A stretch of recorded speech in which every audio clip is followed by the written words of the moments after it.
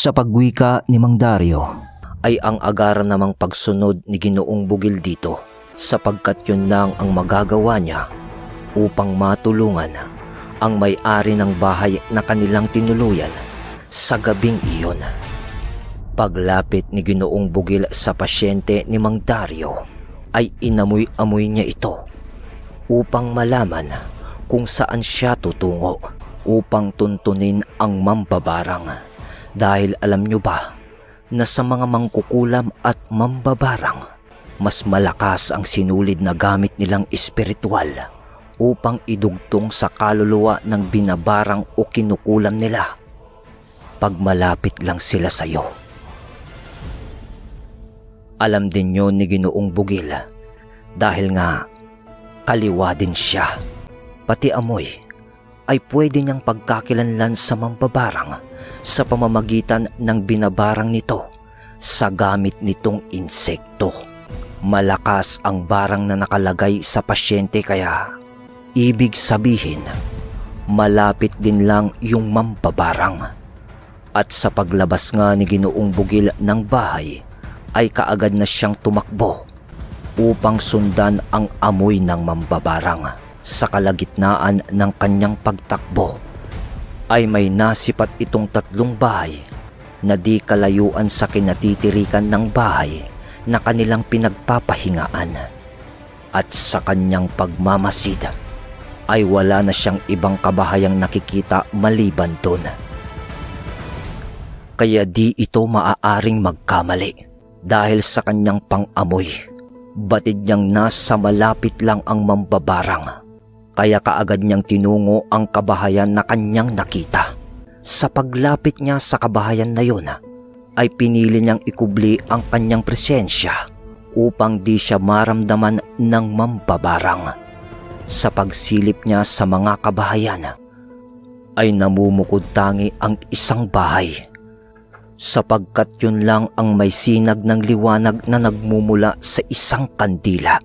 At nasipat niya rin mula doon ang isang matanda na nakaluhod sa loob ng isang pentagramo na may mga nakatirik na kandila sa bawat kanto ng nakaguhit na pentagramo habang ito'y nag-uorasyon ng mataimtim.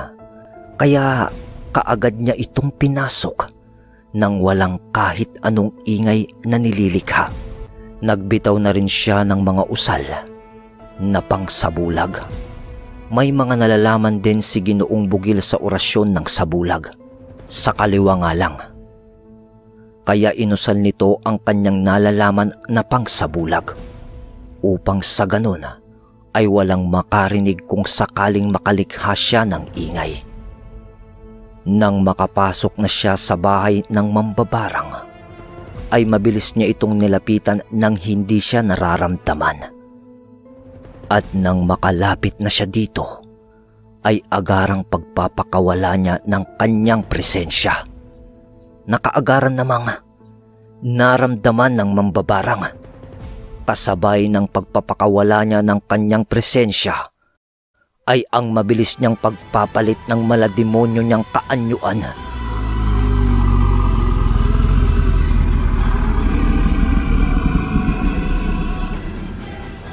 Kasabay ng kanyang pag-angil sa mambabarang.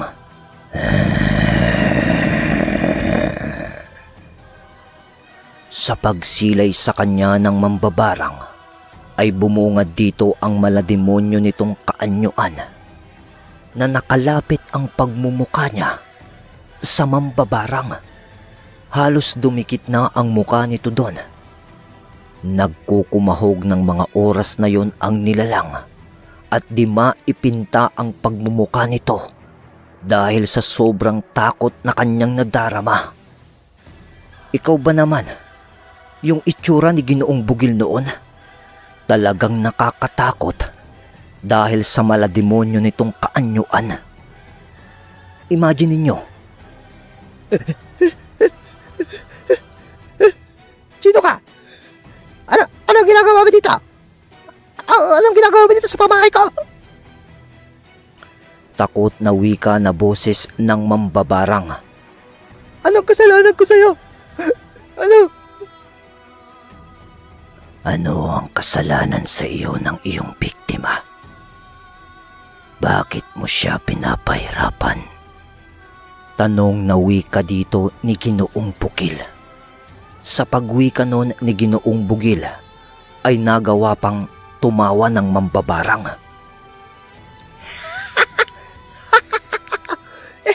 Bakit ka ba? Bakit ka ba nangingialam? Iisa lang ang ating pinagbulan.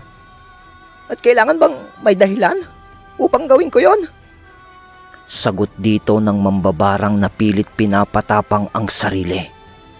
Yung temang takot na desperado yung galawan.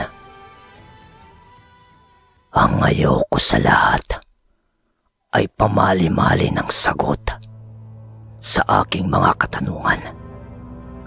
Dahil sa iyong mga sinabi, para mo na ring binigkas ang mga salitang wala ka ng dahilan para mabuhay pa, mambabarang. Kasabay ng pagwika noon ni Ginoong Bugil ay ang ginawa nitong pagtakma sa muka ng mambabarang upang matakpan ang bibig nito sa kadahilanang nag-uusal ito ng mga dasal na pangkumbate. Wala ka nang magagawa, demonyo. Malas mo lang. Mas demonyo ngayon ang iyong kaharap. Magnilay-nilay ka na upang mabawas-bawasan ang iyong mga kasalanan, sapagkat tutulungan na kita na ihatid sa iyong Panginoon na pinagsisilbihan. Gigil na wika ni Ginoong Bugil sa malalim nitong boses. Sa kanyang kaanyuan, kasabay ng kanyang pagwika noon ay ang pagtarak niya ng kanyang mga kuko sa liig ng mambabarang at tuluyan na niyang pagpugot dito. Sa pagpatay ni Ginoong Bugil sa mambabarang ay nagpasya na itong umuwi, at sa paglabas niya ng bahay ay nakaramdam na siya ng panganib sa kapaligiran. Sa paglibot niya ng kanyang paningin ay nakasipat siya ng mga ilang nilalang sa paligid. Dahil sa talas ng kanyang paningin ay nakita niya ang mga kaanyuan ng mga nilalang sa paligid. Isang lipi iyon ng mga aswang, mga tiktik. Nasaan yung tao na siya ng mga oras na to? Paglabas niya ng bahay ng mambabarang, nang magwika ang isa sa mga nilalang na kanyang nasipat sa paligid. Napakalakas naman ng loob mong pumasok sa teritoryo namin, Ginoo. At anong ginagawa mo sa pamamahay ng aming ina? Wika ng isang nilalang sa dilim. Mga kaibigan, may sinadya lang ako sa matanda dito, sa loob ng bahay nyo. Bueno, aalis na ako, mga kaibigan. Pagsisinungaling na tugon dito ni Kabugil na kalmado. Yun bang parang wala lang siyang ginawa sa loob? Ganun. Sa pagwika ni Kabugil noon ay ang agaran niyang pag-alis doon sa lugar, sa kadahilanang umiiwas si Kabugil sa anumang gulo na pwedeng mangyari. Kaya dali-dali siyang umalis sa lugar ng mga tiktik. Di pa man siya nakakalayo sa lugar ng biglang, Habulin niyo! Habulin niyo ang taong yan! Pinaslang niya si ina! Pasigaw na wika ng nilalang sa kanyang mga kasamahan habang nakadungaw sa pintuan ng matandang mambabarang na pinaslang ni Ginoong Bugil. Sa pagkarinig ni Kabugil sa pagsigaw ng wika ng nilalang ay ang agaran niyang paglingon sa kanyang likuran upang paghandaan ang nangangamoy na labanan. Sa pagsipat ni Ginoong Bugil sa kinalalagyan ng mga yon ay papasugod na ang isa sa mga ito sa kanyang kinaroroonan habang nakalabas ang mahahaba nitong tila. Kaya kaagaran ang pagpapalit ni Ginoong Bugil ng kanyang unang kaanyuan bilang aswang na lakad. At habang pinagmamasdan niya ang mga aatake sa kanya, ay nakangiti pa ito na tila ba nasisiyahan sa mga kaganapan. Nasa kaanyuan siya noon ng isang pagiging bangkilan, ngunit nasa postura ng isang tao. Kaya't alam niya sa sarili niya na magiging madali lang ang laban.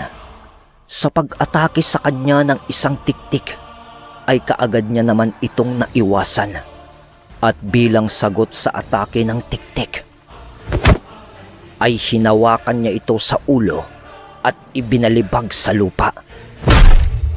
Sabay tarak ng kanyang matutulis na kuko sa likod ng tiktik patungo sa puso nito. Nasa 5 ang bilang nun ng mga tiktik. Ngunit nagawa ng paslangin ni Ginoong Bugil ang isa sa mga ito. Sabay wika niya ng, "Gumawa ng kasamaan ang inyong inang mampabarang. Kaya nararapat lang na sa kasamaan din siya mamatay."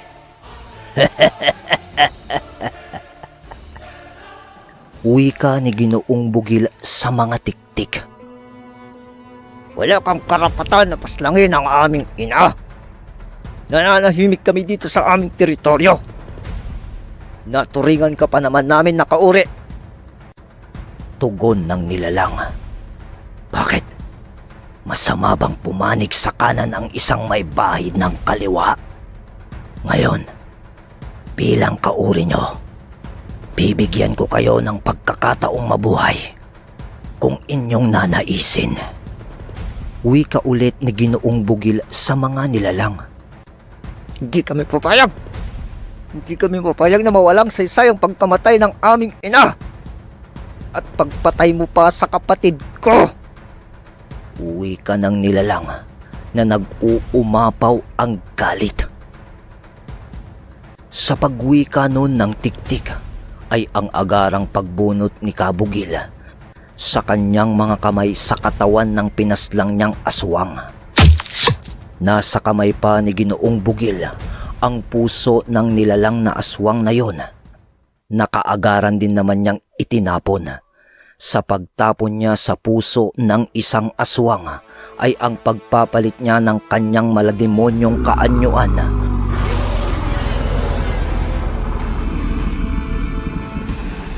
Upang bigyan ng takot ang nasa harapan niyang mga nilalang. Sa pagsipat ng mga nilalang sa kaanyuan ni Ginoong Bugil, ay halos mawalan ang mga to ng lakas at napaluhod na lamang sa lupa. Sa muling pagsipat ni Ginoong Bugil sa mga nilalang, ay muli itong nagwika ng, "Ngayon, nanaisin niyo bang mabuhay ng may takot sa inyong mga sarili?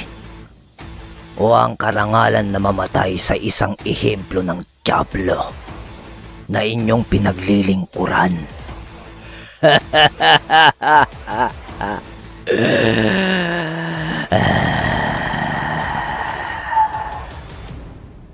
Sa pagwika nun ni Ginoong Bugil ay di sumagot ang mga nilalang at walang pagdadalawang isip siyang sinugod ng mga ito.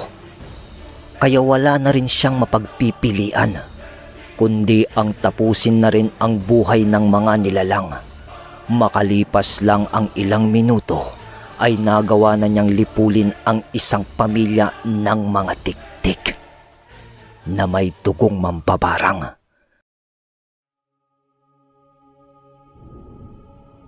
Sa paglipas ng ilan pang mga minuto, ay nagawa ng makabalik ni Ginoong Bugil sa tahanang kanilang tinuluyan. Nung gabing iyon, pagdating niya sa bahay, ay kaagad na siyang tumawag. Kaagad din naman siyang pinagbuksan noon ng may-ari ng bahay.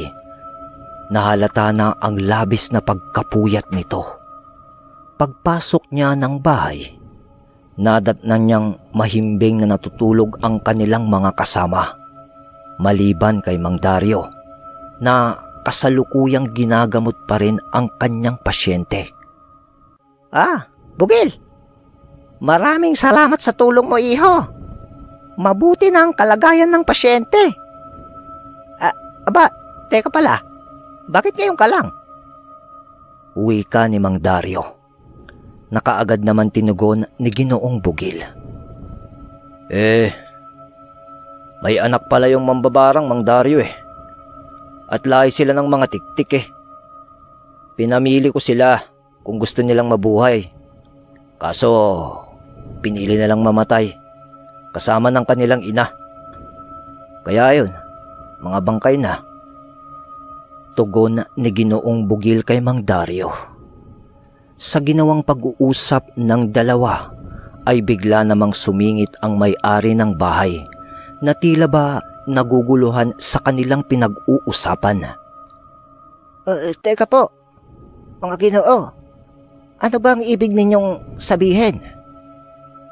Wika ng may-ari ng bahay. Manong, wala po.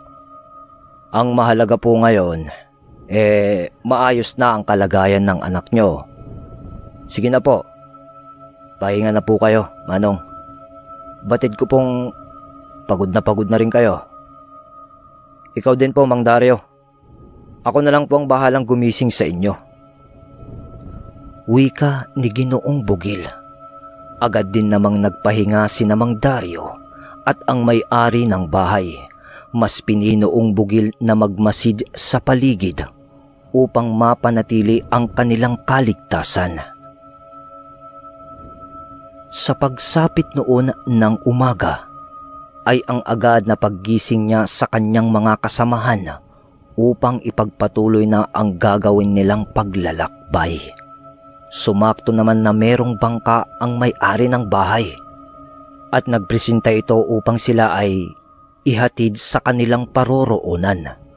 Lubos-lubos na lang ang kanilang pagpapasalamat sa may-ari ng bahay dahil sa malaking tulong nitong nagawa sa kanila. Walang anuman ho yun, mga Ginoo.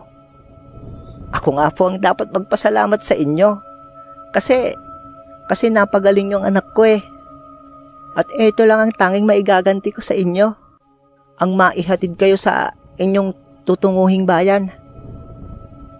Tinawag ng may-ari ng bahay ang panganay niyang anak upang bantayan ang kanyang isa pang anak na nooy nang hihina pa dahil sa kagagaling pa lamang nito.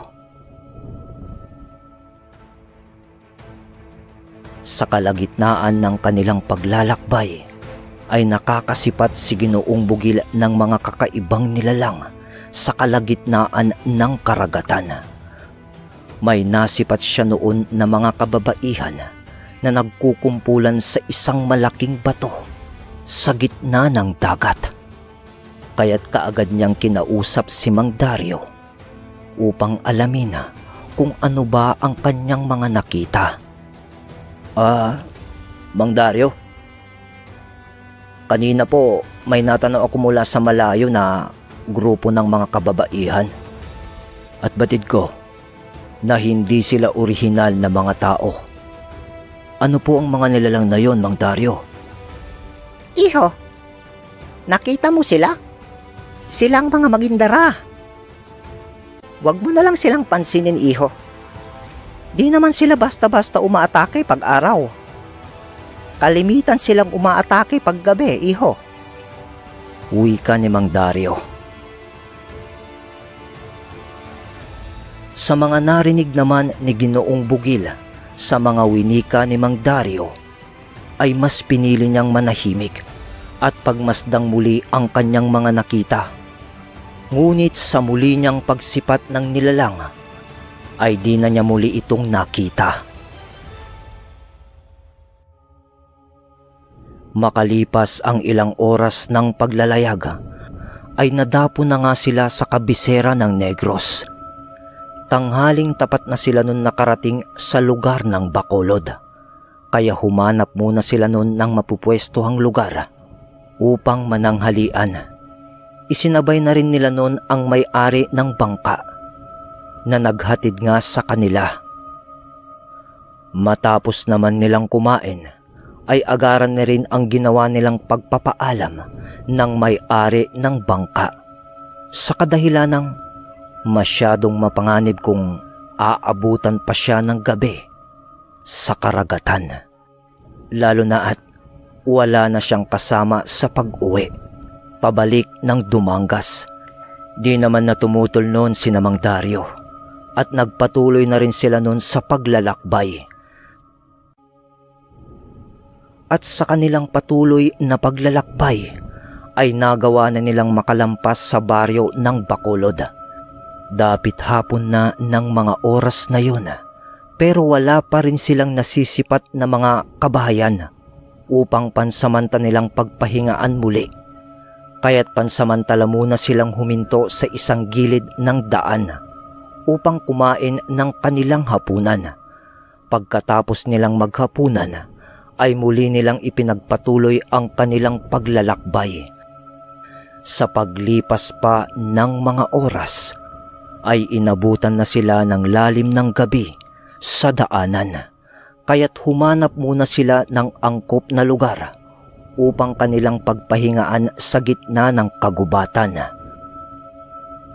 Habang naghahanda sina Jacob at Sed at ng iba pa nilang kasama ng kanilang pwestong pagpapahingaan, ay ang pag-uusal naman ni Mang Dario sa paligid upang lagyan ng bakod na dasal ang kanilang kinaroroonan para kahit papano ay maging ligtas sila sa masasamang elemento.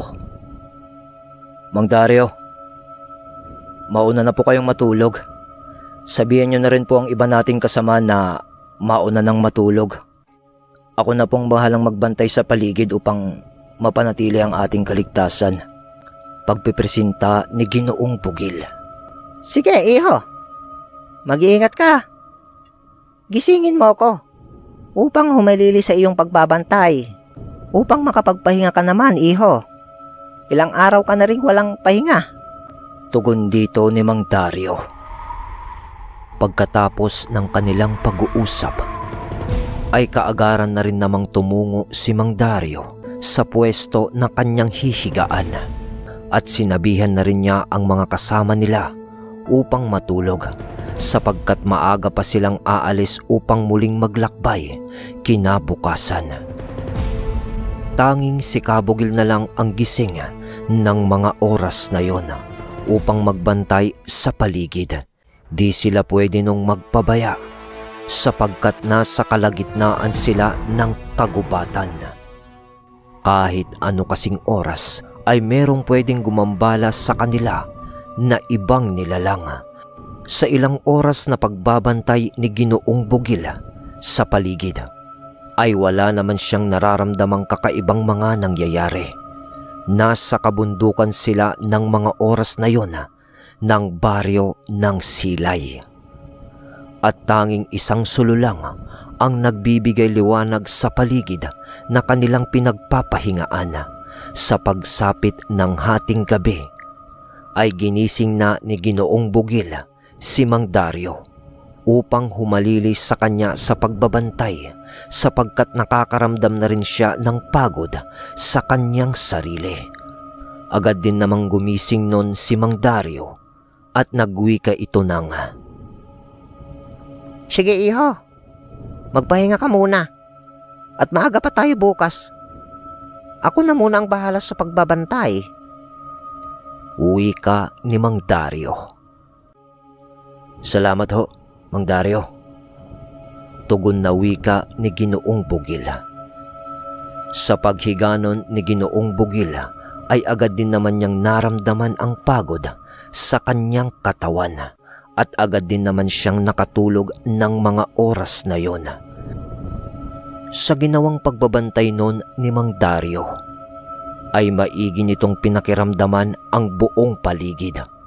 May nararamdaman siya noong mga engkanto sa paligid, ngunit batid niyang wala itong dalang panganib. Sa paglipas pa noon ng mga oras, ay maigi pa ring nakikiramdam si Mang Dario sa paligid. Nang may nasipat si Mang Dario na grupo ng mga kalalakihan mula sa di kalayuan, at sa direksyong tinatahak ng mga yun ay patungo sa kanilang kinaroroonan. Dahil sa maliwanag nun ang buwan ay nagawa niyang makita ang mga yun at napagtanto niyang armado ang mga ito. Kaya't sa isip-isip niya na di aswang ang mga yun, kundi isang grupo ng mga rebelde. Kaya kaagaran niyang ginising noon si Ginoong Bugil upang paghandaan ang mga pangyayaring di inaasahan. Iho! Iho! Gising ka! Pasensya ka na ha, kung naabala ko ang pagtulog mo. Ngunit may mga paparating na isang grupo ng rebelde. At patungo sila sa kinalalagyan natin. Sa ginawang paggising nun ni Mang Dario kay Ginoong Bugil ay agad din naman itong nagising at bumangon upang pagmasdan ang paligid upang sipatin na rin ang isang grupo ng mga rebelde na tinutukoy nga ni Mang Dario. Sa pagsipat dito ni Ginoong Bugil ay ang ginawa naman ni Mang Dario na pag-uusal ng pangsabulag sa kinaroroonan ng kanilang mga kasama upang di sila magawang makita ng mga rebelde patungo sa lugar na kanilang pinagpapahingaan. At tanging si Ginoong Bugil at Mang Dario lang noon ang haharap sa mga rebelde patungo nga sa kanila. Sa paglapit sa kanila ng mga rebelde na tinatayang nasa 10 katao ay agad din namang nagwika ang isa sa mga rebelde. Anong ginagawa nyo dito, mga Ginoo? Di nyo ba alam na ito ay aming teritoryo? At bawal ang kahit sino ang pumasok dito? Wika ng isang rebelde. Paano nyo naman nasabi na sa inyo itong lugar, mga Ginoo? Sa pagkakaalam ko, wala kayong permanenteng tirahan. Kaya't paano nyo masasabing pagmamay-ari nyo itong lugar? At saka tumigil lang naman kami dito upang magpahinga, mga kaibigan. Tugon dito ni Ginoong Bugil. Huwag mo akong matawag-tawag na kaibigan. Dahil di kita kaibigan. Pumasok kayo sa teritoryo namin. Kung kaya sasama kayo sa amin sa ayaw at gusto nyo.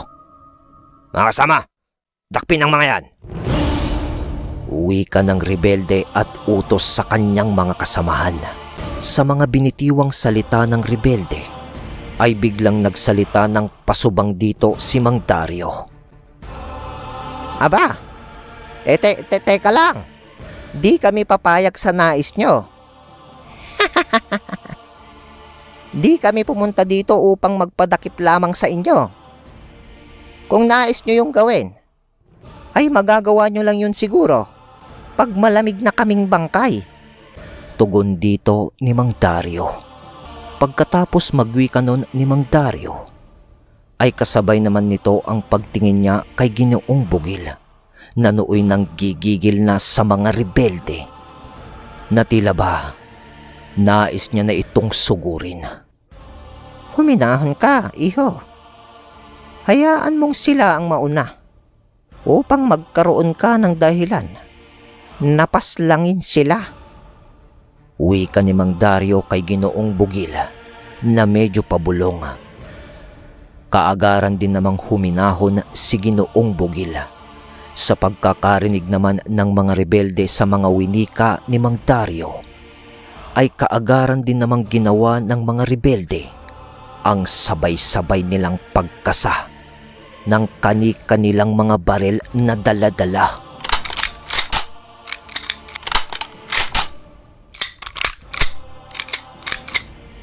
Sa pagkasa ng mga rebelde ng kanilang mga baril ay nasipat ng mga ito ang isang hayop na nakatali sa isang puno katabi ng kariton. Yun yung kalabaw na sinakyan ni Nakabugil. Itinali nila iyon ng di rin kalayuan sa kanila, katabi nung kariton. Sa pagkita ng mga rebelde dito ay napangiti ang mga to. At nagwika ang isa sa mga yun ng, Commander, Yaan mo na lang sila. Yun na lang kalabaw nilang hingin natin. Wika ng isang rebelde sa kanilang commander. Oo nga no. Siguradong matutuwa ang iba nating mga kasama niyan. Marami-raming karne yan. Wika ng commander ng mga rebelde. Mga Ginoo, siguro naman, pwede namin kunin yung kalabaw niyong dala bilang kapalit ng inyong pananatili dito sa lugar namin. Wika ng commander ng rebelde na may pagtawa pa. Tinugon naman ni Mang Dario ang salitang yun. Abay, di pwede mga kaibigan. Sapagkat malayo pa ang aming pupuntahan at kakailanganin namin yung kalabaw sa aming paglalakbay. Tugon dito ni Mang Dario. Baka gusto mong baunan ko ng tinggayang dibdib mo, tanda. Ang hirap niyong pakiusapan na. Di ba kayo natatakot mamatay? Galit na wika ng isang rebelde na lumapit kay Mang Dario at tinutukan niya ng baril sa dibdib si Mang Dario. Commander, itutumba ko na ba tong mga to? Wika pa nito ng patanong sa kanilang commander. Sige, di madala sa pakiusap eh. Sagot dito ng kanilang commander. Sa puntong yon ay kinalabit ng rebelde ang gatilyo. Putok nito sa dibdib ni Mang Dario. Ngunit laking gulat na lamang ng rebelde at ng mga kasamahan nito nang nakita nila na kahit konting galos ay walang natamo si Mang Dario. Kumalabit ulit ng gatilyo yung lalaki. Ngunit ayaw nang pumutok nung baril. Para bang sa unang putok nito, naipit yung tingga sa baril. Kaya sa sunod na putok nito ay di na gumana. Isa lang ang ibig sabihin nun. Nausalan ni Mang Dario ng kabal ang kanyang sarili bago pa man nakarating ang mga rebelde sa kinalalagyan nila. Ginagamit yon ng malalakas na antingero. Yung tipong pagpuputokan mo sila ng baril, sasablay yung pagputok nun. At kung itak naman ang gagamitin mo laban dito, ay siguradong bibigat yung itak sa usal na yon at hindi mo rin magagamit sa kanila. At dahil sa pagkagulat ng mga ito, ay di na nila napansin ang unti-unti ng paggalaw ni Ginoong Bugil na naglaho sa dilim. Dahil sa mga nasaksihan ng mga rebelde, ay napalitan ng pag-aalinlangan at kaba ang mga tapang nila kanina. Kasi di na nila makita noon si Ginoong Bugil. Nang pinutukan ulit ng isang rebelde itong si Mang Dario dahil sa hindi ito makapaniwala. Ngunit ganun lang ulit ang nangyari. Pumutok ang baril pero parang walang lumabas na tingga. At sa sunod na putok nito ay parang naipit na naman yung bala. Tapos nun ay nagwika yung rebelde na bumaril sa kanya ng, Demonyo! Bakit di ka tinatablan ng bala? Bakit ayaw gumana ng baril? Natatakot na wika nito habang papaatras na mula sa kinaroroonan ni Mang Dario. Habang gulat na gulat ito at pinagpapawisan dahil sa takot. Tinugon naman agad yon ni Mang Dario. Mga kaibigan, di ako kayang saktan ng mga armas na tangan nyo. At saka, di ako demonyo. Normal na tao din lang ako kagaya nyo. Pero totoong may demonyo. Tulad na lamang ng nasa likod nyo. Sa mga oras na yun kasi, di napansin ng mga rebelde ang paggalaw ni Ginoong Bugil. Dahil natuon ang atensyon nila kay Mang Dario. Dahil sa ipinamalas nitong kakayahan. Pagkatapos magwika ni Mang Dario, ay ang ginawa namang pag-angil ni Kabugil sa likuran ng grupo ng mga rebelde.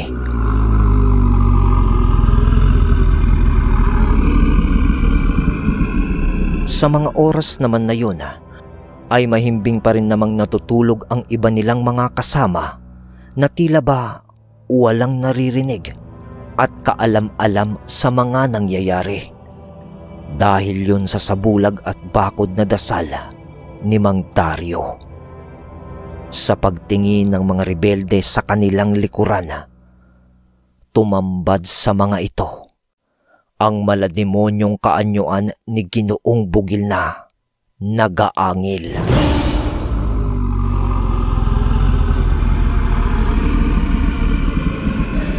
Kaagad naman na pinutukan ng mga yon si Ginoong Bugil.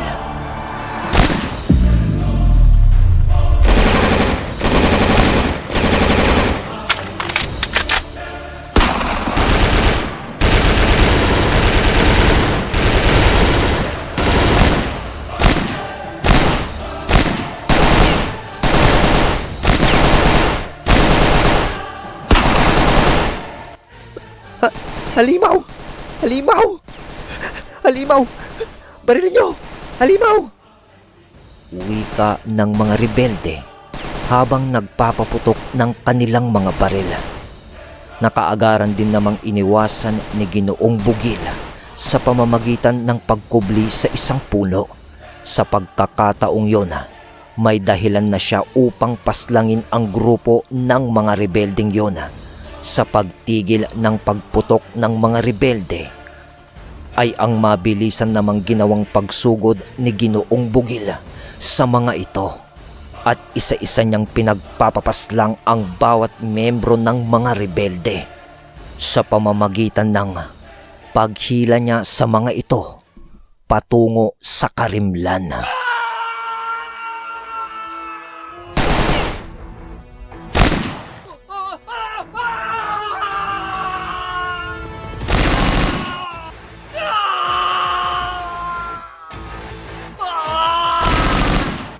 At tanging putok ng baril at sigaw na lamang ang umaalingaw-ngaw sa paligid mula sa dilim.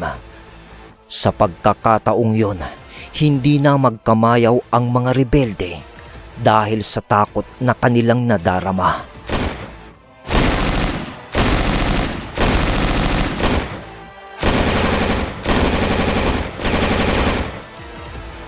Nagpapaputok ang mga to habang nagwuwika ng Halimaw! Nasaan na? Nasaan na yun? Halimaw yan! Halimaw! Naghihihiyaw ang mga to habang nagpapaputok ng baril hanggang sa dumating ang pagkakataon na naubusan na ang mga to ng kanilang mga bala. Dahil putok sila ng putok sa dilim, pero tirang bahala naman. Ilang saglit pa ang lumipas, lumabas na si Ginoong Bugil mula sa dilim, habang nasa kaanyuan pa ng isang aswang. Sa puntong yon ay wala nang nagawa ang mga rebelde, kundi ang magmakaawa para sa kanilang buhay. Nasa 4 na lang ang natitira noong buhay dahil sa pinagpapapaslang na ni Ginoong Bugil ang iba sa mga ito.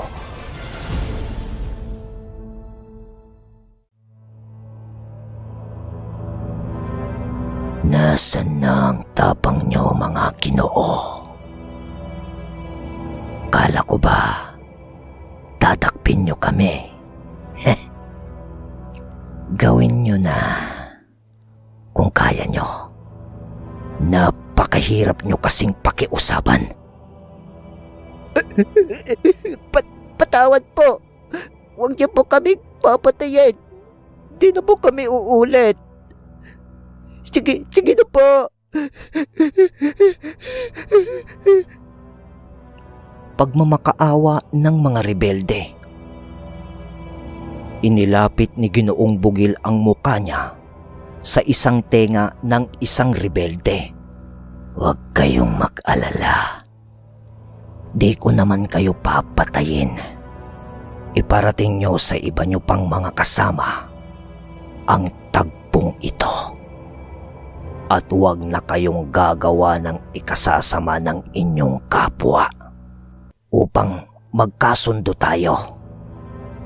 Sige, umalis na kayo bago pa magbago ang isip ko." Salita ni Ginoong Bugil sa pagbumuka nung isang rebelde. Agad din namang kumaripas ng takbo ang mga rebelde sa hudyat ni Ginoong Bugil. Halos madapa-dapa pa ang mga yon sa pagtakbo, makaalis lamang mula sa kinaroroonan ni na Ginoong Bugil. Bilisan niyo! Bilisan niyo! Takbo! Salita pa ng mga to na papalayo. Dahil naman sa mga pangyayari, ay di na nila napansin na magbubukang liwayway na pala. Kaya kaagad na nilang ginising ang iba nilang mga kasama upang makapaghanda at maipagpatuloy ang kanilang paglalakbay patungo ng Sagay. Kinuha na nun ni Ginoong Bugil ang kalabaw na nooy nakatali sa isang puno. Matapos namang maihanda ni Ginoong Bugil ang kalabaw at kariton, ay agad na rin naman silang nagsisakay dito. Dala-dala ang kanilang mga gamit.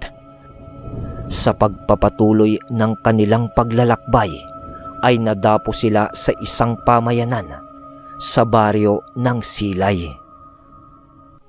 Pagkadapo nila sa lugar, napansin nila na napakasasaya ng mga tao dito.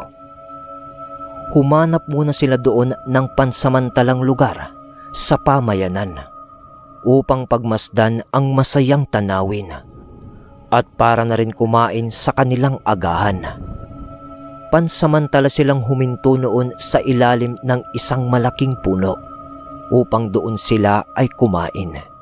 Itinali muna nila noon ang kalabaw sa may parting madamo upang manginain ito. Habang kumakain ay nag-uusap-usap sina Ginoong Bugil tungkol sa mga aswang sa lugar na kanilang pupuntahan. Iha, yun bang mga gabunan na kaibigan ng angkan mo sa Sagay? Pumapas lang ba yun ng mga tao upang kumain? At yung mga kapamilya mo, ganun din ba? Tanong ni Mang Dario kay Ginoong Bugil. Sa ginawang tanong naman ni Mang Dario ay naudlot ang pagsubo ni Ginoong Bugil at agad na tumugon. Sa pagkakaalam ko po, Mang Dario, may mga alaga silang hayop na pinagkukunan nila ng mga pagkain. Tungkol naman po sa pagpatay ng tao, tanging may mga bahid ng kasamaan at salot sa lipunan ang kanilang pinapaslang. Tugon ni Ginoong Bugil. Sabay tuloy niya ng pagkain. Matapos ang kanilang agahan, ay muli na silang nagpatuloy sa kanilang paglalakbay.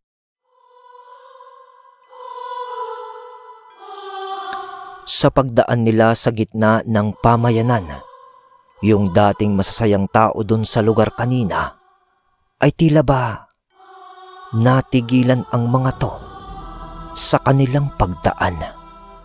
Ang lahat ng mga ito ay nakatingin sa kanila na para bang ngayon lang sila nakakita ng ibang tao. Mga kaibigan, makikiraan lang ho. Bati ni Ginoong Bugil sa mga tao. Sa mga sinambit na salita ni Ginoong Bugil ay tanging pagngiti lang naman ang naisagot sa kanila ng mga tao. Nang makalayo na sila sa lugar, ay maiging pinagmasdan ni Jacob at Seda ang lugar na kanilang dinaanan. Napansin ng mga ito na habang papalayo sila, ay nakasunod ng tingin sa kanila ang lahat ng tao doon sa pamayanan na kanilang dinaanan. Kaya agad na sinabi yun ni Zed sa kanyang ama. Tay, tignan nyo, yung mga tao, sinusundan tayo ng tingin. Hayaan mo lang sila, anak. Alam kong hindi sila mga ordinaryong tao base sa kanilang mga ikinikilos. Pero, hayaan mo na lang, anak. Tugon ng ama ni Zed. Habang naglalakbay sila nun, napaisip itong si Zed. Kasi ilang araw na silang naglalakbay ng kanyang ama. Kasama si Mang Dario at Nanay Kunsing at Micaela. Pero di pa niya nagagawang kausapin itong si Micaela. Kaya napaisip ito sa sarili. Paano ko ito mapapasagot? Si Micaela, kung puro titig lang ang gagawin ko. Ay, nako, nagmumukha tuloy akong torpe. Ano ba gagawin ko? Wika nito sa sarili niya. Habang nag-iisip si Zed, ay panay ang tingin niya sa dalaga. Ligaw tingin kumbaga. Ngunit natigilan siya nang mapansin siya ni Nanay Kunsing na panay ang tingin nito sa dalaga at nagwika ng, Iha, kung hanggang ligaw tingin lang ang gagawin mo, wala kang mapapala niyan. Di naman ako tutol sa inyo kung nagkakasundo kayo. Wala akong magagawa kundi hayaan kayo. Dagdag pa ng matanda na unti-unti nang tumatakas ang kanyang buhay dahil sa katandaan. Kaya nais din niya siguro na magkaroon ng mag-aalaga at mag-iingat para sa kanyang apong si Micaela. Dahil naman sa mga narinig ni Zed, ay nawala ang hiya nito dahil sa may otoridad na siya mula kay Nanay Kunsing na maligawan si Micaela. Ngunit magkahalong emosyon ang kanyang nadarama. Masaya siya kasi nga may pagkakataon na siya para magtapat sa dalaga. Ngunit ang sayang yun ay may kahalo ding lungkot para kay Nanay Kunsing. Dahil sa mga binitawang salita nito ay tila ba namamaalam na ito. Nakikinig lang naman ang kanilang mga kasama sa kanilang pinag-uusapan habang tinatahak nila ang daan patungo sa baryo ng Cadiz. Isang baryo na lang ang kanilang lalakbayin at mararating na nila ang lugar ng Sagay. Tahimik lang naman noon sina Jacob at Mang Dario, pati na rin si Ginoong Bugil na panay ang masid sa paligid dahil sa magtatanghaling tapat na ng mga oras na yon. Dahil sa magtatanghaling tapat na ng mga oras na yon, ay napagpasyahan muna nila na tumigil pansamantala upang kumain. Itinali muna nila ang daladala nilang kalabaw upang makapagpahinga din at makakain ng sariwang damo. Matapos na naman nilang kumain at makapagpahinga, ay muli na silang nagpatuloy sa kanilang paglalakbay. Makalipas naman ang ilang oras, ay nadapo na sila sa dulong bahagi ng baryo ng Silay. Magtatakip silim na nang marating nila ang bahaging yon, kaya't habang umuusad, ay nagmamasid na sila sa paligid sa pagbabakasakali na may bahay silang makita upang pansamantalang makituloy. Sa patuloy nilang pagmamasid sa paligid ay may nasipat silang isang kubo na di gaanong kalakihan. Kaagad nilang tinungo ang kubong iyon. Di kasi sila nag-aalala sa kanilang mga sarili. Sa halip ay inaalala nila ang kalabaw na kanilang sinasakyan. Dahil sa ramdam na nila ang pagod nito. Dahil sa kanilang buong araw na paglalakbay. Sa paglapit naman nila nun sa kubo, ay naabutan naman nila ito na may liwanag na nagmumula sa isang gasera. Si Ginoong Bugil noon ang lumapit sa kubo upang tumawag. Tao po! Tao po! Tao po! Sa ginawang pagtawag nun ni Kabugil, ay agad din namang bumukas ang pintuan ng kubo. At mula doon ay lumabas ang isang matanda. Ngunit sa paglabas nito ay may hawak itong isang tungkod habang nagwiwika ng, Anong ginagawa niyo dito mga iho? tanong sa kanya ng matanda. Naparito po kami upang makiusap po. Sana, kung pwede kaming makituloy sa bahay nyo ng mga kasama ko po upang magpalipas ng isang gabi. Maaari po ba? Wika ni Ginoong Bugil habang itinuturo ang kanyang mga kasama. Sa pagkakita ng matanda sa mga kasama ni Ginoong Bugil, awa naman ng Diyos, ay pumayag naman ito na dun muna sila manatili ng isang gabi at kaagad na silang pinatuloy nito sa kanyang kubo. Laking pasasalamat naman nila sa kabaitang ipinakita ng matanda. Iniwan na muna nila noon ang kanilang kalabaw at kariton na nakatali sa malaking puno na meron ding madamong bahagi. Sa pagpasok nila sa kubo ng matanda, nakita nila na medyo malaki naman ang loob nito. At napagtanto nila na wala itong ibang kasama kundi isang matanda din na nakaratay sa isang papag. Nga pala, mga Ginoo. Siya ang aking asawa. Pasensya na kayo sa bahay ko mga Ginoo. Medyo maliit lang pero kasya naman tayo ditong lahat. Wika ng matanda. Ayos lang po, Amang. Ang mahalaga po, may matuluyan kami pansamantala. Nga pala, Amang. Bakit po parang nagsusulo kayong mag-asawa na naninirahan dito sa liblib na lugar?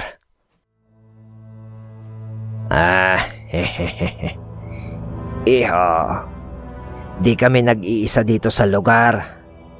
Sa katunayan, bahay ko lang ang nakikita nyo, sapagkat ang iba kong mga kasama nandyan lang sa paligid. Tugon ng matanda na tila ba nag-iiba na ang aura nito. Ramdam yon ni Ginoong Bugil at Mang Dario. Maging sina Sed at Jacob ay nakakaramdam ng kakaiba sa lugar. Mula nung pumasok sila sa kubo ng matanda, maging yung maglola ay nakakaramdam na rin ng di kaaya-ayang presensya. Maya-maya pa, narinig nilang panay ang atungal ng kanilang kalabaw sa labas. Nang biglang nagwika ang matanda sa kanilang harapan ng, Pasensya na kayo, mga Ginoo.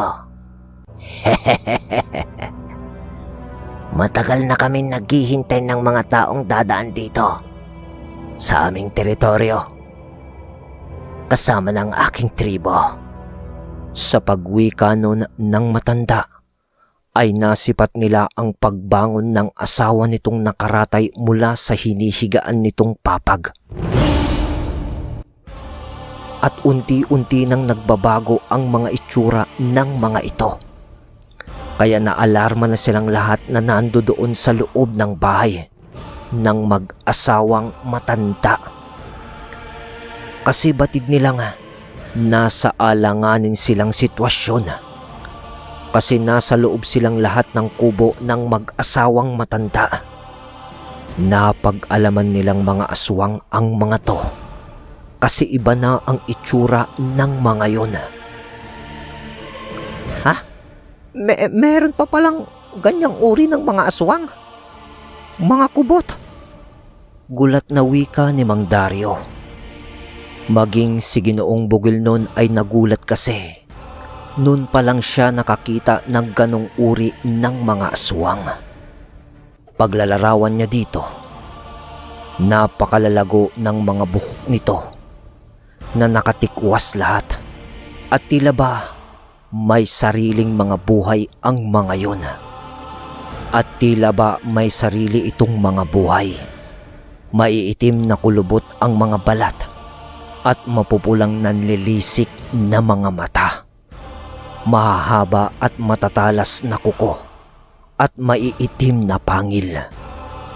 Nag-usal na noon si Mang Dario na pambakod na dasal para sa mga kasama nila. Ngunit bigla siyang pinigil ni Nanay Kunsing. Teka lang, Dario. Ang mga bata lang ang lagyan mo ng bakod sa katawan. Tutulong ako sa inyo. Wika ni Nanay Kunsing. Kasi nasa alanganin na talaga silang sitwasyon. Kasi maging sa labas ng kubo ay nakakaramdam sila na napapaligiran na sila ng mga nilalang. Nasa isang sulok ng bahagi nun ng kubo itong sina Sed at Jacob. Maging si Micaela na di na nila alam ang gagawin kasi sobra na ang takot nilang nararamdaman. Sa pagwika naman nun ni Nanay Kunsing ay di naman na tumutol si Mang Dario. Si Ginoong Bugil naman sa mga oras na yon ay nasaan nyo na bilang aswang na lakad o bangkilan. Kasabay ng oras na yon ay pinalabas ni Mang Dario sina Ginoong Bugil at Nanay Kunsing kasi magpapakawala na siya ng kanyang presensya. Mas trinipli niya nun ang bakod sa katawan ni Sed at Micaela upang di sila gaanong maapektuhan ng kanyang mga bakod sa kanyang katawan. Agad na nagbitaw nun ng tigalpo si Mang Dario sa mag-asawa na halos manginig na ang katawan dahil sa presensyang pinakawalan ni Mang Dario. Agad na humandusay ang mag-asawang yon sa sahig ng kanilang kubo dahil sa tigalpong binitiwan ni Mang Dario na tumama sa kanila. Agad din namang binawian ni Mang Dario ng buhay ang mga yon. Sa paglabas naman ni Ginoong Bugil at Nanay Kunsing sa kubo ay nasipat nila ang napakaraming nilalang sa paligid na merong nagsisihaba ang mga maiitim na buhok na bumabalot sa kanilang katawan. Napakarami ng mga yon na nakapalibot sa kanila. Dito napagtanto ni Ginoong Bugil na nahulog sila sa bitag ng mga aswang kasi biglang dami. San nanggaling ang mga yon? Samantalang nag-iisa lang ang bahay na nandoon. Sa pagsipat noon ni Ginoong Bugil sa itaas ng mga puno, doon niya nakita ang mga kabahayan na nakakabit sa bawat puno na naroroon sa paligid. Agad na pumasok sa isip niya na nasa pugad sila ng mga aswang. Si Mang Dario naman ay lumabas na din ng kubo. Bit-bit ang mga bangkay ng dalawang matandang aswang upang lagyan pa ng bakod ang bahay. Nang sa ganon ay makatulong siya sa magiging labanan. Iho, kaibigan, mag-iingat kayo sa kanila. Iwasan nyo ang mga buhok nila. Mapanganib ang mga yan. Dahil kapag napuluputan kayo ng kanilang mga buhok, kayang-kaya kayong durugin ng mga yan. Pagsigaw na wika ni Mang Dario. Nanatili lang naman noon si Mang Dario sa harap ng kubo upang bantayan ang kanilang mga kasama. At mas pinili na lamang niya na magmasid sa mga nangyayari sa mga ganong labanan. Kaliwa laban sa kaliwa ang nagpapatayan. Pinapas lang naman niya nun ang mga nilalang na nagpupumilit na pasukin ang kubo. Sa naganap naman nun na labanan, kitang-kita ni Mang Dario na mas malakas ang dalawa niya nung mga kasama. Nasaan yung gabunan na nun si Nanay Kunsing, habang kinakalaban ang nasa 12 kubot na mga aswang. Ngunit may mga pinsala namang natamo itong si Nanay Kunsing. Sa kabilang dako naman, nasa pagiging bangkilang aswang nun si Ginoong Bugil, habang nakikipagbuno sa di mabilang na mga aswang. Mga demonyo kayo, ni hindi pa nga kami naghahapunan, tapos kami ang gagawin nyong hapunan. Nagkamali kayo ng inyong kinalaban. Wika ni Ginoong Bugil sa mga nilalang habang patuloy na nakikipaglaban. May napas lang na siya sa mga yon, ngunit di yun sapat upang mapigilan ang ginagawang pag-atake sa kanya ng mga nilalang na kanyang mga kalaban, nang biglang nakarinig sila ng isang sigaw. Pagtingin ni Ginoong Bugil sa sumigaw, si Nanay Kunsing iyon. Napuluputan ito ng mga buhok ng iilan sa kanyang mga kalaban.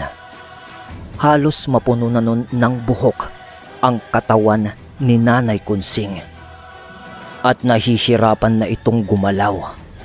Nang makita naman yon ni Ginoong Bugil, ay bubuelo sana ito upang saklolohan ang matanda, ngunit pinigilan siya ni Mang Dario. Dahil dito na nagsimulang gumalaw si Mang Dario. Ipagpatuloy mo na lang ang ginagawa mo. Ako na ang bahala dito. Wika ni Mang Dario, sabay bunot niya ng kanyang nagliliwanag na punyal na nakasukbit sa kanyang tagiliran. Wala naman nung nagawa si Ginoong Bugil sa utos ni Mang Dario, kaya mas pinili niya na lamang na muling kaharapin ang kanyang mga tinalikurang kalaban. Sa muli niyang pagharap sa nilalang, ay naisip niyang di magiging madali para sa kanya ang matalo ang mga yon, kung sa estado lamang siya ng pagiging aswang na lakad. Kaya pinili niyang magpalit ng anyo sa kanyang malademonyong kaanyuan.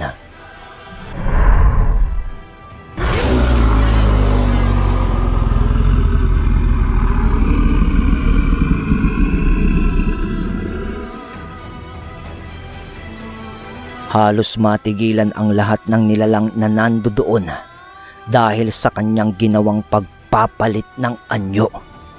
Di halos makapaniwala ang mga nilalang na yon na ganon ang tunay na kaanyuan ng kanila sanang bibiktimahin, at meron pang isang malakas na albularyo. Sa ginawa namang pagsaklolo ni Mang Dario kay Nanay Kunsing, agad nitong pinagtatatagpas ang mga buhok ng mga nilalang. Nakaagaran din namang humiwalay sa katawan ni Nanay Kunsing. Agad na nagsiangil ang mga nilalang na yon, na sa dami nun ay napapaligiran na sila. Napawika naman si Mang Dario sa kanyang sarili ng, Ano kayang kahinaan ng mga to? wika ni Mang Dario sa sarili niya. Kaibigan, ayos ka lang ba? Tanong naman niya kay Nanay Kunsing. Bagaman gabunan si Nanay Kunsing, mahina na ito dahil sa edad at mabagal na itong kumilos. Kaya pinapasok na ni Mang Dario si Nanay Kunsing sa loob ng kubo upang pagpahingain, kasi marami-rami na itong sugat na natamo. Ayaw kasi ni Mang Dario na malagasan sila ng mga kasama habang sila ay naglalakbay. Kaagad din naman sumunod si Nanay Kunsing sa nais ni Mang Dario. Pinili ni Mang Dario na tunguhin ang kariton upang kunin ang sulong kanilang ginagamit, at para na rin tignan ang kanilang kalabaw kung napinsala ba ito. Nakita naman niyang ayos lang ang kalabaw. Habang nakalugmok sa kinatatayuan nito, kaagad na niyang sinindihan ang sulong kanyang kinuha. At nang masindihan niya ito, napansin niyang nagsiatrasan ang mga aswang nang makita ang apoy ng sulong kanyang hawak-hawak. Kaya doon, napag-alaman ni Mang Dario na takot ang mga aswang na yon sa lingas ng malaking apoy. Ang mga kasama naman ni Mang Dario at Ginoong Bugil ay mas piniling manatili sa loob na ng kubo upang masigurado ang kanilang kaligtasan. Nang mapagtanto naman ni Mang Dario na takot ang mga aswang na yon sa lingas ng apoy, kaagad niyang sinabi yon kay Ginoong Bugil. Ngunit sa paglingon niya sa kinaroroonan ni Ginoong Bugil, ay abalang-abala ito sa pakikipaglaban sa mga nilalang at pilit iniiwasan ang mga buhok ng mga yon na ginagamit nila sa pag-atake. Nang sa di malamang dahilan ay nahuli si Ginoong Bugil ng mga nilalang na yon at napuluputan siya ng buhok ng mga yon mula sa lupa. Kasi lumilipad si Ginoong Bugil ng mga oras na yon, kaya kaagaran ang ginawang pagtakbo ni Mang Dario upang saklolohan si Ginoong Bugil. Sa paglapit niya noon sa kinaroroonan ni Ginoong Bugil, kaagad niyang inilapit ang sulo sa buhok ng nilalang na nakagapos kay Ginoong Bugil. Kaagaran din namang humiwalay ang mga buhok na yon sa katawan ni Ginoong Bugil habang nagliliyab na ang mga yon.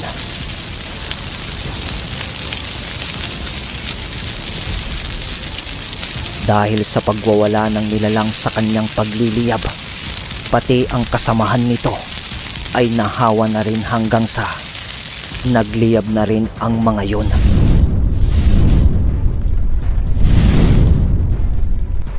Agad naman na inalalayan ni Mang Dario noon si Ginoong Bugil upang tumayo. Dahil sa lubos itong nanghina nang madikitan siya ng buhok ng mga nilalang na tila ba hinigop ang kanyang lakas. Nang makita ng ibang mga nilalang ang pagliliyab ng kanilang mga kasama, ay agad din namang nagsipulasan ang mga yon. Batid kasi nilang madali na silang magagape ng kanilang mga kalaban sapagkat alam na nila ang kanilang kahinaan.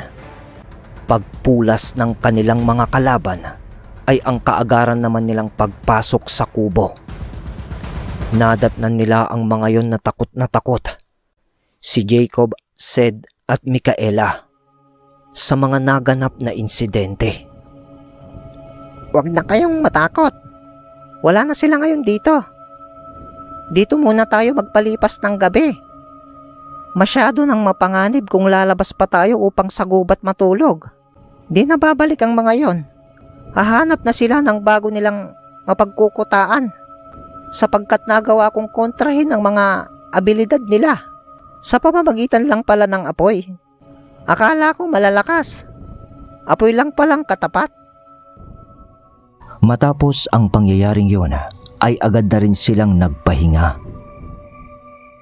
Habang natutulog noon si Ginoong Bugil, ay pumasok na naman sa kanyang isipan ang mga pangitaing minsan na niyang nakita sa kanyang panaginip. Nakita niya noon na malapit nang dumaong ang mga sasakyang pangdagat sa lugar ng Sagay, na may mga sakay na hukbo ng mga aswang. Nahihirapan ang ibang mga aswang na nakikipagdigma sapagkat doble ang bilang ng mga aswang na dadayo sa lugar ng Sagay. Di niya nun nakikita ang tunay na motibo ng mga nilalang na yon para lusubin ang kanilang baryo sa Sagay. At may nakikita siya noon na isang malademonyong nilalang na nakikipaglaban sa mga aswang na dayo sa baryong nasa kanyang mga pangitain.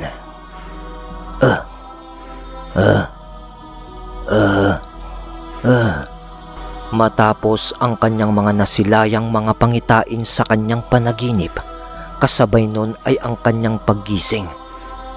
At hingal nito dahil sa bilis ng tibok ng kanyang puso. Pagmulat niya, napagtanto niyang umaga na pala, kasi maliwanag na ang kapaligiran at tanging siya na lamang ang nasa higaan nun. Kaya lumabas na siya ng kubo at nadatnan niya ang kanyang mga kasama na tanging siya na lang ang hinihintay upang mag-agahan. Oh, Tay. Magandang umaga ho. Tara na po, kumain na tayo. Bati ni Sed sa kanyang ama at aya ng pagkain. Magandang umaga din, anak. Sige. Susunod na ako. Tugon naman ni Ginoong Bugil kay Sed. Pagkatapos ng kanilang pag-uusap, ay agad na din namang sumunod si Ginoong Bugil upang samahan ang mga kasama niyang kumakain. Nang matapos na silang kumain, nagpahinga lang sila ng konti. Pagkatapos ay kaagad na rin silang nagpatuloy sa kanilang paglalakbay. Sa kalagitnaan ng kanilang paglalakbay, ay nadapo sila sa isang ilog sa baryo ng Cadiz. Kaya napagpasyahan nila na pansamantalang maligo muna sa ilog dahil sa ilang araw na rin silang walang mga ligo. Sa madaling salita, amoy mandirigma na sila. Pinainom na rin nila ang kalabaw sa ilog upang mapawi ang uhaw nito. Pagkatapos nilang makapagligo sa ilog, ay muli na silang nagpatuloy sa paglalakbay. Binagtas nila ang mababaw na bahagi ng ilog upang makatawid ang kanilang kariton at kalabaw.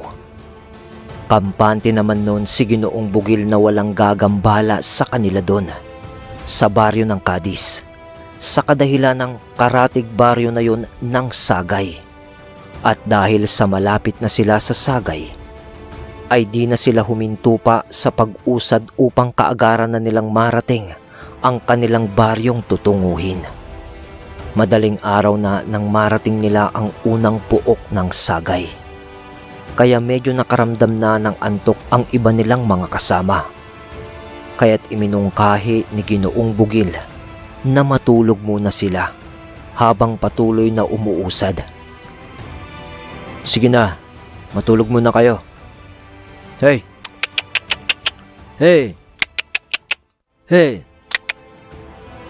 Bugaw pa niya sa kalabaw. At siya na nga ang bahala sa mga yon upang bantayan ang mga kasamahan nito hanggang sa marating na nila ang puok kung saan nandoon ang iba niyang mga kamag-anak at mga kauri. Sinabi din niya sa kanyang mga kasama na gigisingin na lang niya ang mga to kapag nandoon na sila sa lugar. Makalipas ang ilang oras, mga bandang tanghali na nun, narating na nila ang baryo ni na Tandang Arturo. Kaya kaagad na rin niyang ginising ang kanyang mga kasama dahil sa andun na nga sila sa baryo.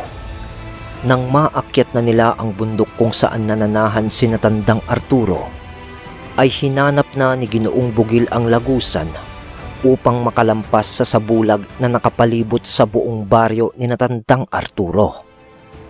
Nang makapasok na sila sa lugar, ay bumungad sa kanila ang mga kabahayan doon at ang dalawang bahay na nakabukod. Nang mapansin sila ng ilang mga tao na nagbabantay sa lugar, ay kaagad sila nitong nilapitan at nagwika. Mga Ginoo, anong ginagawa niyo dito sa aming lugar? At paano niyo natuntun ang lugar na ito? Wika ng isang lalaki na lumapit sa kanila. Nakakalungkot namang isipin na hindi niyo na ako kilala, mga kasama. Nasaan si Kuya Arturo? Wika ni Ginoong Bugil, sabay hanap niya sa kanyang kapatid na si Tandang Arturo. Gilberto? Gulat na wika ng isang lalaki na nagngangalang Mando. Gilberto ang tunay na pangalan ni Ginoong Bugil. Ipagpaumanin niyo po, Ginoong Gilberto, kung di ko po kayo kaagad nakilala. At maligaya pong pagbabalik dito sa ating baryo. Saglit lang po, at tatawagin ko lang po si Pinunong Arturo. Wika ni Mando. Nakaagaran na ring tinungo ang bahay ni Tandang Arturo upang ipaalam ang pagdating ni Ginoong Bugil sa kanilang baryo. Si Sid naman nung mga oras na yun, dahil sa sobrang galak, ay kaagad na bumaba sa kariton at kaagad na tinungo ang bahay ni Nakalik at Miela upang puntahan si Kiaan. Habang pinagmamasdan ni Ginoong Bugil si Sid na tumatakbo, ay may isang pamilyar na boses ang tumawag sa kanya. At paglingon niya ay si Tandang Arturo na yon, na masayang masaya. Nakangiti ito habang papalapit sa kanila. Nakababa na silang lahat noon sa kariton at naitali na rin nila ang kanilang kalabaw sa isang malaking puno. Gilberto, mahal kong kapatid, maligayang pagbabalik. Kumusta? Yung asawa mo, ba't di mo kasama? Si Seth, asan? At sino yung mga kasama mo, bunso? Agad na sunod-sunod na tanong ni Tandang Arturo kay Ginoong Bugil. Ay, kuya, ang kaibigan ko sila, mula pa sa Dumangas. Siya po si Nanay Kunsing, isa po siyang gabunan, at ang kanyang apo na si Micaela. Ito po. At ito naman po si Jacob, na apo ni Mang Dario, na isang manggagamot, kuya. Pagpapakilala ni Ginoong Bugil sa mga kasama niya sa kanyang kapatid. Si Sed. Si Sed naman, kuya. Ayun, kalaro na si Kiaan siguro ngayon. Oh, siya. Halina muna kayo. At pumasok muna tayo sa bahay nang makapagpahinga muna kayo.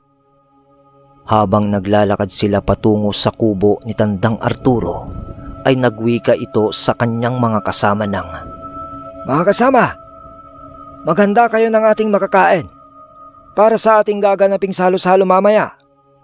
Ipagdiriwang natin ang pagbisita ng aking bunsong kapatid na si Gilberto. Wika ni Tandang Arturo sa kanyang mga kasama sa kanilang baryo na merong kagalakan. Ilang minuto pa ang lumipas. Nakapasok na sila sa kubo ni Tandang Arturo. Sa sandaling ito ay sinisipat-sipat ni Tandang Arturo si Mang Dario. At nagwika ito kay Ginoong Bugil ng medyo pabulong. Gilberto, bakit may kasama kang mananambal? Di ba mahigpit na kalaban natin ang mga yan? Alam ko, kuya. Pero ibahin mo si Mang Dario. Di siya tumitingin sa pisikal na kaanyuan o uri ng tao upang husgahan. Kung sa tingin mo kalaban natin siya, kuya, di sana di na ako nakarating dito sa baryo natin. Tugon ni Ginoong Bugil sa kanyang kapatid. Sa mga sandali naman na to ay manghang-mangha si Mang Dario sa baryong iyon. Kasi dun pa lang siya nakakita ng isang baryo ng mga aswang na mayroong maayos na lugar at pangkaraniwan na mga bahay. At masasabing parang hindi aswang ang mga nakatira dahil sa malinis ang kapaligiran ng baryo. Ilang segundo lang naman nun ang lumipas ay binati siya ni Tandang Arturo na may kasamang papuri. Kaibigan, isang karangalan para sa akin ang makilala ka at ang buong angkan nyo. At ako'y namangha sa inyong baryo. Namumuhay kayo ng normal at nababatid ko na mabubuti ang lahi nyo. Wika ni Mang Dario na nakangiti. Napangiti lang naman noon si Tandang Arturo at nagpasalamat. Sa kabilang banda, Masayang masaya si Sed na nakikipaglaro kay Kiaan dahil sa sobra niya itong namiss at labis-labis na lamang ang kanyang galak nang masilayan niyang muli ang batang si Kiaan. Samantala, Nga pala bunso, nasan nga pala yung asawa mo? Bakit di mo kasama? tanong ni Tandang Arturo kay Ginoong Bugil. Sa tanong na yon ni Tandang Arturo, ay biglang lumaglag ang luha ni Ginoong Bugil sa kanyang mga mata habang nag-uwika ito ng, wala na. Wala na ang asawa ko, kuya. Pinaslang siya ng mga aswang na merong halangang kaluluwa. Di ko man lang siya naipagtanggol. Di ko man lang siya naipagtanggol, kuya. Malungkot na wika ni Ginoong Bugil.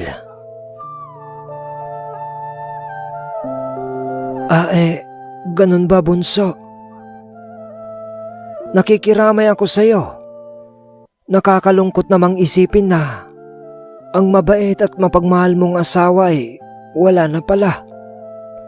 Ipaubaya na lang natin sa takapaglikha ang kanyang kaluluwa. Alam kong nasa mabuti na siyang kalagayan at lagi niya kayong binabantayang mag-ama sa araw-araw. Tugon naman ni Tandang Arturo kay Ginoong Bugil. Pagkatapos ng kanilang mga naging pag-uusap, ay ang paglipas pa ng ilang oras at sumapit na ang takip silim.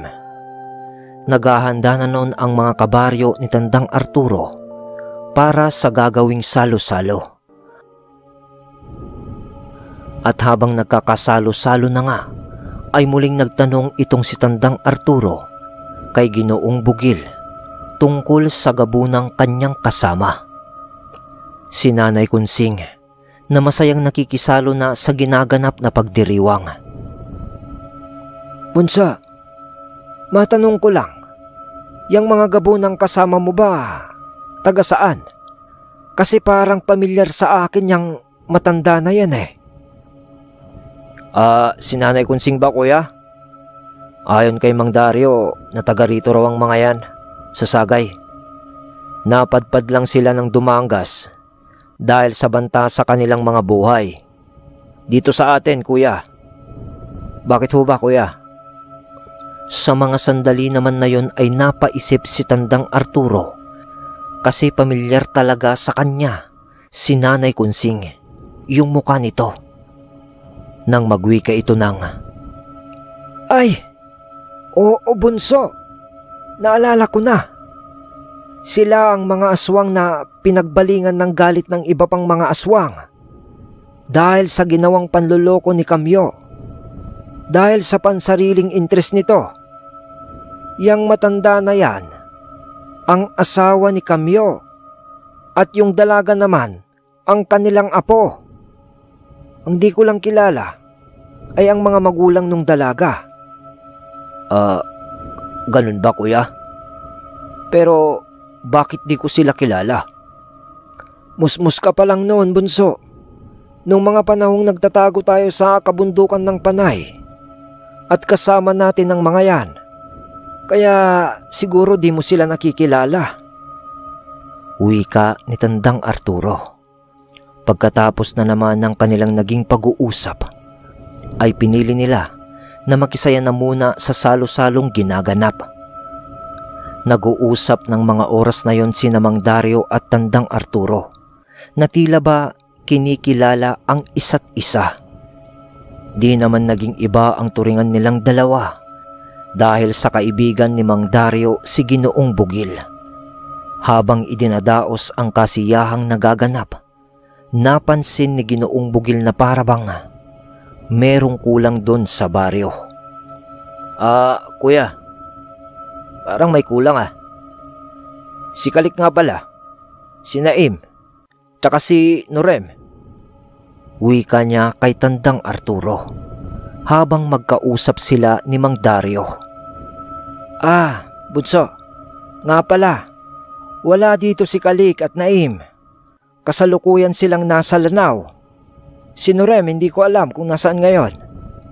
Nakipagkita si Kalik sa mga dati niyang kasamahang rebelde upang humingi ng karagdagang armas at mga bala. Sa isang araw pa sila uuwi, iho. Tugon ni Tandang Arturo kay Ginoong Bugil. Nang marinig naman ni Ginoong Bugil ang winika ni Tandang Arturo, pinili na nitong hindi sumagot at nakisaya na lang sa kanilang mga kabaryo. Habang nagaganap ang kasiyahan, agaw pansin kay Tandang Arturo ang pagdating ng kanyang mga minsahero na pumasok sa entrada ng sabulag ng baryo. Tinawag siya ng mga ito. Sa paglapit ni Tandang Arturo, Pinonong Arturo, paumanhin po sa abala. Nais lang po naming ihatid ang isang balita. wika ng isang mensaherong bangkilan na nagngangalang Baldo. Ano yung babalita mo, Baldo? Sige, pagpatuloy mo ng pagsasalita. Pinonong Arturo, may nasipat po kaming 3 malalaking bangka na dumaong sa pantalan. At batid ko na hindi sila normal na mga tao. Dahil kakaiba silang kumilos. At ramdam din namin ang kanilang mga kakaibang presensya. Pag-uulat ni Baldo kay Tandang Arturo. Ganun ba, Baldo? Sige, bumalik na kayo sa lugar na inyong binabantayan at maingat yung pagmasdan ng gagawin nilang pagkilos.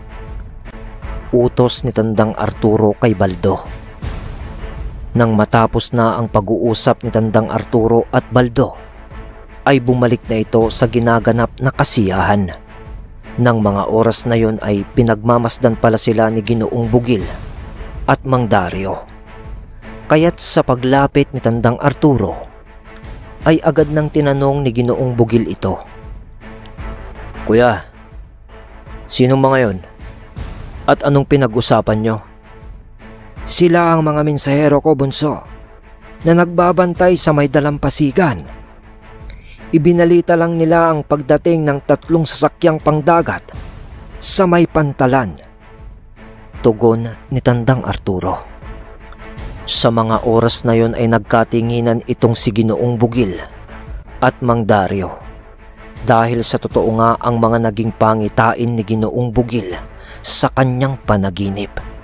Kaya nagwika agad si Ginoong Bugil ng, Kuya, pasensya na, ngunit kailangan nating itigil muna ang kasiyahan upang maging handa tayo sa mga pangyayari na di natin aasahan. Bakit, Bunso? Kuya, ito ang pinunta namin dito sa ating baryo, sapagkat nasa pangitain ko ang lahat ng ito. Nang minsan akong managinip, isang digmaan ang magaganap, kuya, dito sa ating baryo. Pasensya na, kuya, kung di ko agad nasabi ito sa'yo. Natapos ang pag-uusap nila na yon, agad naman nang pinakiusapan ni Tandang Arturo ang kanilang mga kababaryo upang itigil ang nagaganap na kasiyahan, at sinabihan niya rin ang mga ito na ihanda ang kanilang mga sarili upang mapaghandaan kung sakaling may digmaan mang magaganap. Di naman tumutol ang mga kababaryo ni Tandang Arturo sa nais niya at kaagad ding itinigil ang kasiyahan. Nung nandoon naman na si Sed, agad din namang inutusan ito ni Ginoong Bugil na puntahan si Miela at Kiaan, maging si Aling Lalang, upang dun muna manatili sa baluarte ni Tandang Arturo.